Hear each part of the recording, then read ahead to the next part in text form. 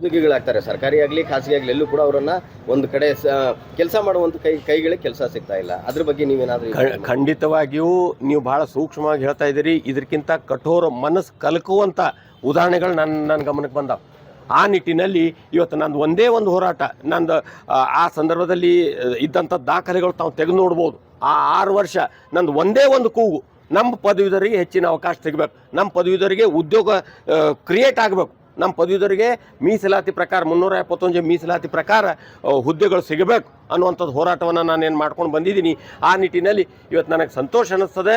ನಮ್ಮ ರಾಷ್ಟ್ರೀಯ ನಾಯಕತ್ವ, ನಮ್ಮ ಯಶಸ್ವಿ ಪ್ರಧಾನಮಂತ್ರಿಗಳಾದಂಥ ನರೇಂದ್ರ ಮೋದಿಜಿಯವರು ಇವತ್ತು ಹಲವಾರು ಕಾರ್ಯಕ್ರಮಗಳು, startup India, make in India, ಮತ್ತು ವಿಶೇಷವಾಗಿ ನಮ್ಮ ಕಲಬುರಗಿಗೆ ಟೆಕ್ಸ್ಟೈಲ್ ಪಾರ್ಕ್, ಅಲ್ಲೂ ಕೂಡ ಸುಮಾರು 2 ಲಕ್ಷ ಹುದ್ದೆಗಳು ಇವತ್ತು ಸಿಗಲಿಕ್ಕೆ ಹೋಗ್ತಾ ಇದ್ದಾವೆ. ಅದ್ರ ಜೊತೆ ಮೂಲ ಸೌಕರ್ಯಗಳು ಇವತ್ತು ನೋಡ್ಬೋದು. ಅದ್ಭುತವಾದಂಥ Surat Chennai green field express way, ಅಲ್ಲೂ ಕೂಡ ಅಂದರೆ ಹೇಳೋ ತಾತ್ಪರ್ಯ ಎಲ್ಲೆಲ್ಲಿ ಈ ಮೂಲಸೌಕರ್ಯಗಳ ಒಂದು ನಿರ್ಮಾಣ ಆಗ್ತದೆ ಅಲ್ಲೂ ಕೂಡ ಆಯಾ ಕ್ಷೇತ್ರದ ವ್ಯಾಪ್ತಿಯಲ್ಲಿ ಯುವಕರಿಗೆ ಕೆಲಸ ಸಿಗುವಂಥ ಸಾಧ್ಯತೆಗಳಿದ್ದಾವೆ. ಅದ್ರ ಜೊತೆ ಹಲವಾರು ಕಾರ್ಯಕ್ರಮಗಳು ಇವತ್ತು ಮಾನ್ಯ ಮೋದಿಯವರು ಇವತ್ತು ಯುವಕರಿಗಾಗಿ ಕೊಟ್ಟಿದ್ದಾರೆ. ಅದ್ರ ಜೊತೆ ಆ ಒಂದು ಹಿನ್ನೆಲೆ, ಆ ಒಂದು ನಾಯಕತ್ವದ ಧೈರ್ಯದೊಂದಿಗೆ ರಾಜ್ಯ ನಾಯಕತ್ವ, ನಮ್ಮ ಜಿಲ್ಲೆಯ ಎಲ್ಲ ಮುಖಂಡರು ಮತ್ತು ವಿಶೇಷವಾಗಿ ನನ್ನ ಆತ್ಮೀಯ ಮಾಧ್ಯಮದವರು ಇವತ್ತು ಅವರಿಗೂ ಕೂಡ ನೆನೆಸ್ಕೊಳ್ಬೇಕಾಗ್ತದೆ. ನನಗಿವತ್ತು ಆ ಸಂದರ್ಭದಲ್ಲಿ ಎಲ್ಲಾದರೂ ಯಶಸ್ವಿಯಾಗಿ ಒಬ್ಬ ಚುನಾಯಿತ ಪ್ರತಿನಿಧಿಯಾಗಿ ವಿಧಾನ ಪರಿಷತ್ನಲ್ಲಿ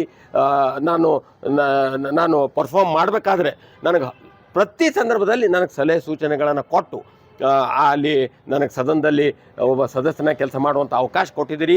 ತಮಗೂ ಕೂಡ ಈ ಸಂದರ್ಭದಲ್ಲಿ ನಾನು ಅಭಿನಂದನೆಗಳನ್ನು, ಕೃತಜ್ಞತೆಗಳನ್ನು ಹೇಳಲಿಕ್ಕೆ ನಾನು ಬಯಸ್ತೇನೆ.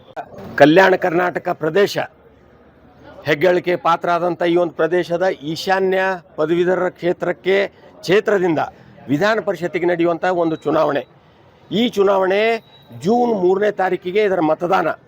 ಆ ಒಂದು ನಿಟ್ಟಿನಲ್ಲಿ ಇವತ್ತು ಭಾರತೀಯ ಜನತಾ ಪಾರ್ಟಿಯ ಒಬ್ಬ ಅಭ್ಯರ್ಥಿಯಾಗಿ ಇವತ್ತು ಪಕ್ಷದ ಸೂಚನೆ, ಪಕ್ಷದ ನಿರ್ಣಯ ಪ್ರಕಾರ ನಾಳೆ 16ನೇ ಮೇ ಬೆಳಿಗ್ಗೆ 10:30 ಗಂಟೆಗೆ ಕಲಬುರಗಿಯ ಪಬ್ಲಿಕ್ ಗಾರ್ಡನ್ನಲ್ಲಿರುವಂಥ ವೀರಶೈವ ಕಲ್ಯಾಣ ಮಂಟಪದಲ್ಲಿ 7 ಜಿಲ್ಲೆಯ ಮುಖಂಡರು, 7 ಜಿಲ್ಲೆಯ ಕಾರ್ಯಕರ್ತರು, ಜಿಲ್ಲಾಧ್ಯಕ್ಷರುಗಳ ನೇತೃತ್ವದಲ್ಲಿ ಈ ಒಂದು ಕಾರ್ಯಕ್ರಮವನ್ನು ಸಭೆ ಸೇರಿ ಈ ಒಂದು ನಾಮಪತ್ರ ಸಲ್ಲಿಕೆ ಕಾರ್ಯಕ್ರಮವನ್ನು ನಾವು ನಿಶ್ಚಯ ಮಾಡಿದ್ದೀವಿ.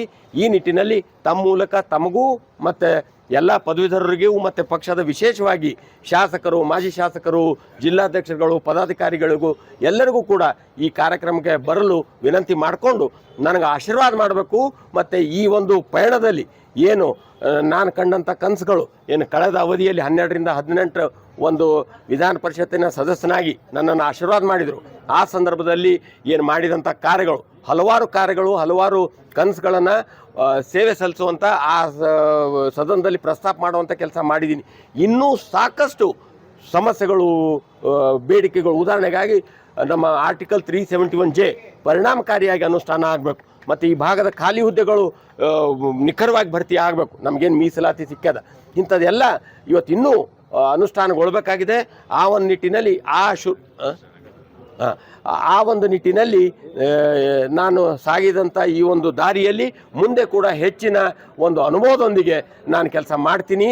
ಈ ಸಂದರ್ಭದಲ್ಲಿ ವಿಶೇಷವಾಗಿ ಜಿಲ್ಲೆಯ ಎಲ್ಲ ಪಕ್ಷದ ಕಾರ್ಯಕರ್ತರು, ಜಾತ್ಯತೀತ ಜನತಾದಳ ಮತ್ತು ಭಾರತೀಯ ಜನತಾ ಪಾರ್ಟಿಯ ಎಲ್ಲ ಕಾರ್ಯಕರ್ತರು ಮತ್ತು ವಿಶೇಷವಾಗಿ ಮುಖಂಡರು, ಶಾಸಕರು, ಮಾಜಿ ಶಾಸಕರು, ಸಂಸದರು, ಜಿಲ್ಲಾಧ್ಯಕ್ಷರುಗಳು, ಪದಾಧಿಕಾರಿಗಳು, ಜಿಲ್ಲೆ ಯೂನಿಟ್ ಬಂತು. ಮತ್ತು ಅದೇ ಥರ ರಾಜ್ಯದ ಅಧ್ಯಕ್ಷರಾದಂಥ ಸನ್ಮಾನ್ಯ ಶ್ರೀ ಯುವಕರ ಕಣ್ಮಣಿ BY ವಿಜೇಂದ್ರಜಿಯವರು ಭಾಳ ಕುಲಂಕುಷವಾಗಿ ಇವತ್ತು ಅವ್ರ ನೇತೃತ್ವದಲ್ಲಿ ಈ ಸ್ಥಾನವನ್ನು ಗೆದ್ದಿಬೇಕು ಅನ್ನುವಂಥ ನಿಟ್ಟಿನಲ್ಲಿ ಎಲ್ಲರ ಜೊತೆ ಸಮಾಲೋಚನೆ ಮಾಡಿ, 7 ಜಿಲ್ಲೆಯ ಮುಖಂಡರ ಜೊತೆ ಸಮಾಲೋಚನೆ ಮಾಡಿ ಇವತ್ತು ನಿರ್ಣಯವನ್ನು ಕೈಗೊಂಡಿದ್ದಾರೆ.